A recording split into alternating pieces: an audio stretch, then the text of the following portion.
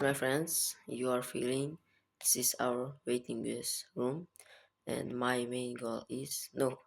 When I am taking video, I am going to take my video in there because it is a very good place for showing and seeing too. So I am selecting there, and don't get worried because I have said my chapters, the story chapters are so long, so I am reading them one chapter only. I have said about that, and the seventh chapter is like that too. And we start. But in the morning, when he heard a long howl in the distance and thought that a wolf was on the trail of the stag, the hunting instinct in Jan yet returned. His friends decided to go back, and they all set out for the town. Jan made up his mind to stay, and when at last they came to a fresh track of the Sundhill Stag, Jan said, "I can't go back. I must stay. I want to see him face to face again." The men were tired of the terrible frost, so Jan took from the sleigh a small pot, a blanket, and some food, and left them. "Goodbye, good luck," they said and rode away. They watched the sleigh until it disappeared in the hills. And then a feeling of loneliness came over him. He looked around him, snow everywhere, and wanted to call his friends back, but he was too proud to do it. In a few minutes it was too late, and he was again in the core of that endless chain of tracks, which he followed, a hunter beast once more. All other feelings were dead now. Late that day the trail led into a great dense thicket. Jan knew that the stag was there resting but one on guard for an enemy. Carefully, silently, the hunter crawled in at one side of the thicket. After many minutes, he found the track again, still leading forward, then, then still leading forward. Then a twig snapped behind him, so the track was still ahead, so the stag again escaped. But Jan knew now the voice of the deer. Before the stag lay down to rest, he went back on his own trail.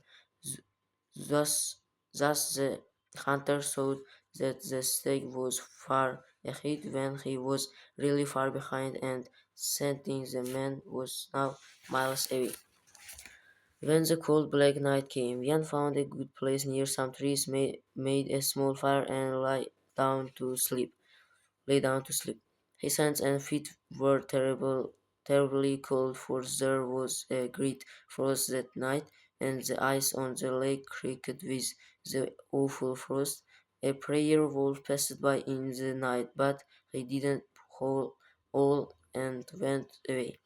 Toward morning the weather was warmer, but now it began to snow, and snow covered up the trail.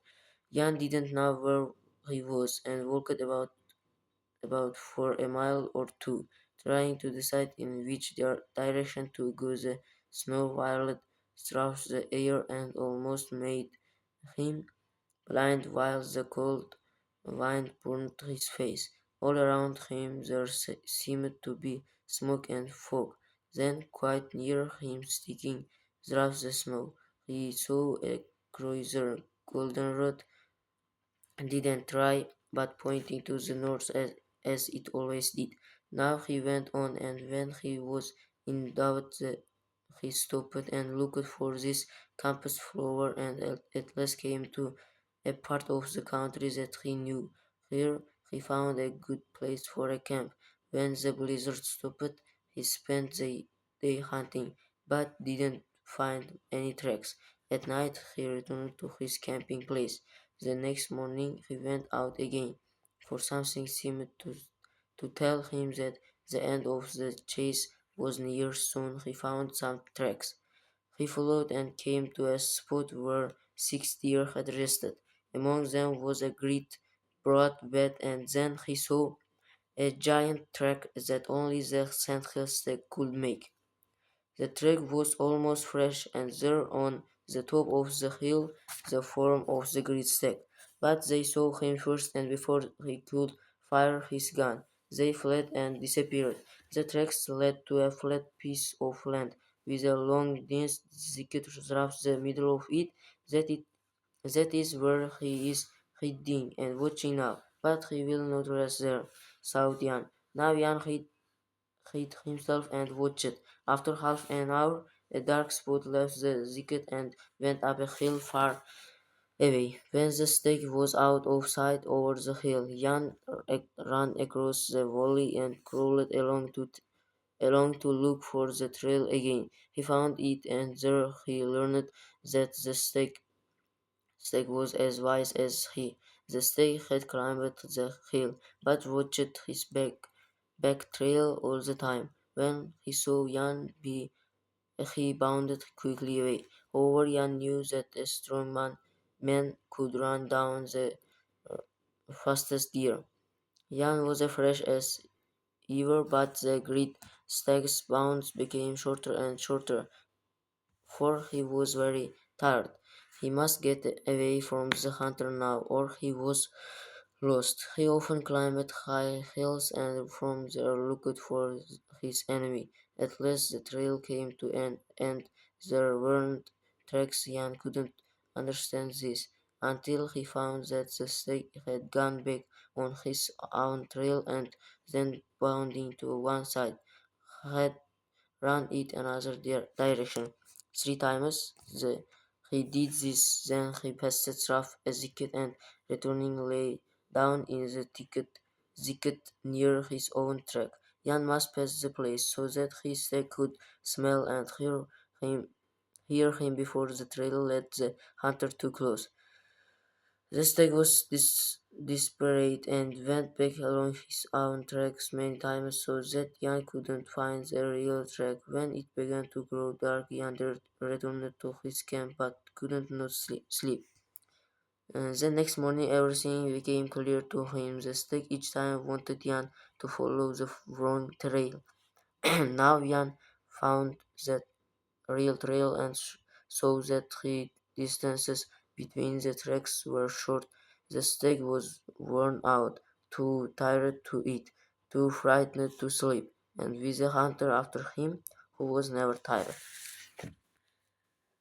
I say thanks to my God because I have finished uh, the seventh chapter too, and the eighth chapter is like that, and then our story will finish. I will start new story, and to us, I'm going to take three videos today. I am starting. I have started taking Uzbekish video too. In this case, my main goal is taking story video and Uzbekish video and the English video. In my opinion, that's enough for middle level of me. No, it isn't enough because I don't need to stopping, but it is some enough for me. And goodbye, see you in my next videos because I need to take in my next videos too. Please wait me.